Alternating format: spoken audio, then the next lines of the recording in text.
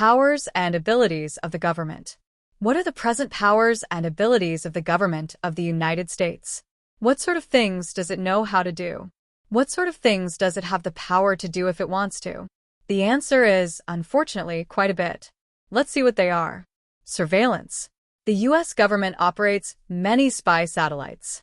They watch and listen to essentially everything that takes place upon the Earth planet. They intercept all international telephone calls and data transmissions. They optically observe the surface of the Earth, and they probe the surface with specific scanning devices. The satellites launched by the United States are not tiny things. They are about the size of a railroad boxcar and are powerful devices, in many cases nuclear-powered devices, which have no shortage at all of available electrical energy. Satellites with lasers using very low-frequency infrared beams can map the surface of the bottoms of all oceans and can instantly locate and track and identify all submarines. They can communicate with other satellites so that a simple handheld device would allow a U.S. spy to have contact with his base at any time from any place in the world. Additionally, there are active satellites with considerable power. They can send force beams and death rays. The most likely explanation for the mysterious patterns found in open fields, claimed to be from UFO landings, is the testing of these new high-power satellites, which are designed to be able to select a man or a building on the ground and kill or destroy it with the touch of a button. Control. The government is in possession of special secret drugs that can turn a person into a programmed robot who will obey exactly any command. These drugs act by opening up a pathway to parts of the brain we generally do not use. It is essentially empty memory space.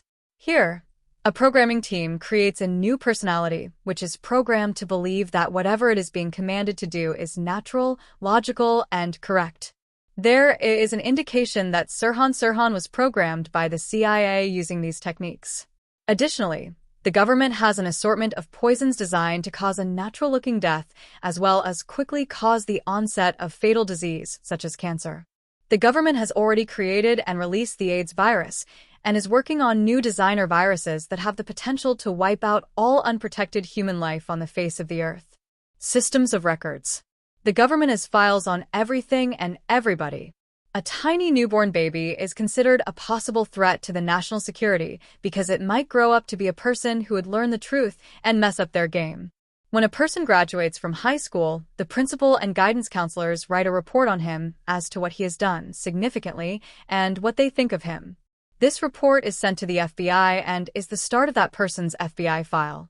Beyond that point, more is added as needed. Medical records, including results of tests you don't even know were administered to you, are in a special database that can be accessed by those with proper clearances. The telephone. Privacy in connection with the use of the telephone does not exist. The phone company records everyone you call from your home and everyone who calls you. These records are maintained for a period of 45 days back on every person and are given out to any influential person or politician or government agency that is curious about you.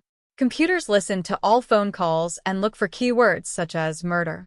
If a keyword is detected, the computer immediately sends your conversation in real time to a center where a government agent listens to the call. Local police departments are supplied by the phone company with equipment tied directly into their central office, which lets the local police listen to any phone they want with no restrictions, checks, or controls. If this was not enough, many people now use cordless phones, which can be listened to by any citizen who owns a scanner, which can be freely and openly purchased and operated. Matter energy transport. The government has developed matter energy transport. However, it is not perfected to the beam me up Scotty level quite yet. Live things do not rematerialize alive. But small non-living things can be transmitted, and the system is likely installed in satellites at this time.